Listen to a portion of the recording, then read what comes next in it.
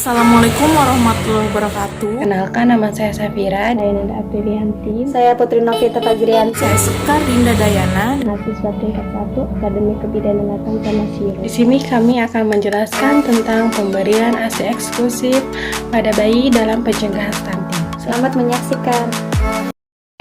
Tahukah kalian, bayi membutuhkan ASI dan asupan makanan yang cukup untuk meningkatkan status gizinya selama masa pertumbuhan. Jika asupannya kurang, maka pertumbuhan dan perkembangan anak akan terhambat, bahkan terbawa hingga ia dewasa atau akan terjadi yang disebut dengan stunting.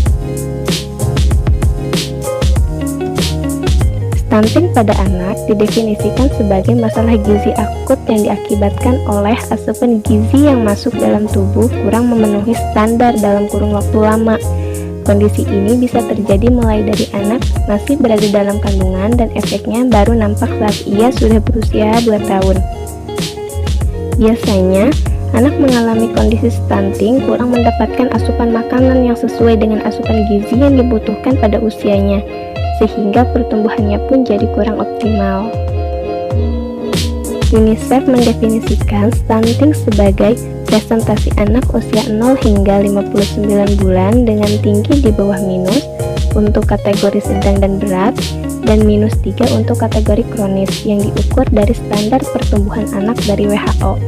Tidak hanya pertumbuhan yang terhambat, stunting pada anak juga berkaitan dengan perkembangan otak yang kurang maksimal. Hal ini menyebabkan kemampuan mental dan belajar yang di bawah rata-rata.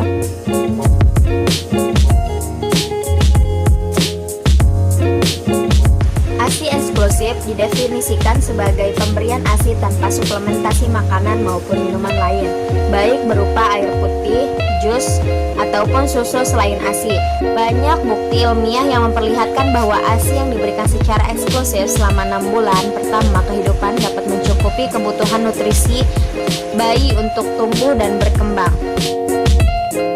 Keunggulan ASI sebagai nutrisi bayi telah banyak dipelajari dan dibuktikan para peneliti sehingga WHO merekomendasikan ASI eksklusif untuk bayi sampai berumur 6 bulan dan kemudian dilanjutkan bersama makanan pendamping ASI sampai berumur 2 tahun atau lebih.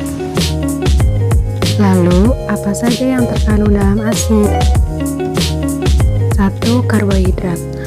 Laktosa adalah karbohidrat utama dalam ASI dan berfungsi sebagai salah satu sumber energi untuk otak, dan kadar laktosanya hampir 2 kali lipat dibanding susu sapi atau susu formula.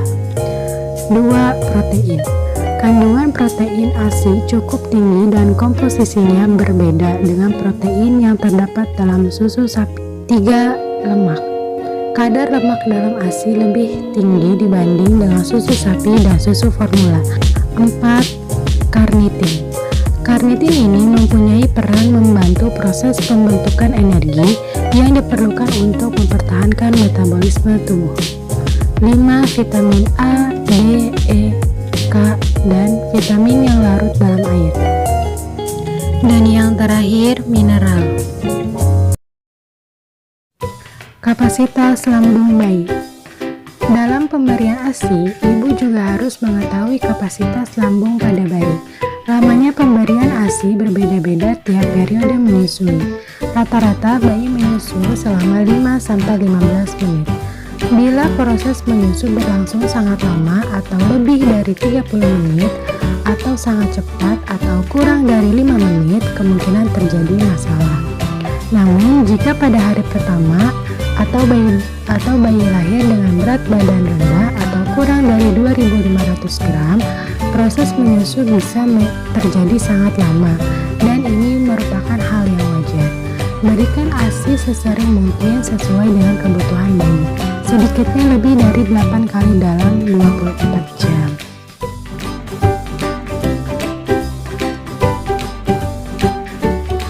Dalam proses pemberian ASI, seorang ibu harus mempunyai keterampilan menyusui agar ASI dapat mengalir dari payudara ibu ke bayi secara efektif. Posisi menyusui harus senyaman mungkin, dapat dilakukan dengan posisi berbaring ataupun duduk. Posisi tubuh yang baik dapat dilihat sebagai berikut. 1. Posisi muka bayi menghadap ke payudara, chin to breast. 2. Perut atau dada bayi menempel pada perut atau dada ibu, chest to chest. 3. Seluruh badan bayi menghadap ke badan ibu, hingga telinga bayi membentuk garis lurus dengan lengan bayi dan leher bayi. 4. Seluruh punggung bayi tersanggah dengan baik. 5. Ada kontak mata antara ibu dengan bayi. 6. Pegang belakang bahu, jangan kepala bayi. 7. Kepala terletak di lengan, bukan di daerah siku. Sedangkan perlekatan yang baik dapat diberi singkatan amobida, yang berarti areola masuk sebagian besar ke mulut bayi. Mulut bayi terbuka lebar. Bibir bayi seperti terbalik. Dagu bayi menempel pada payudara ibu.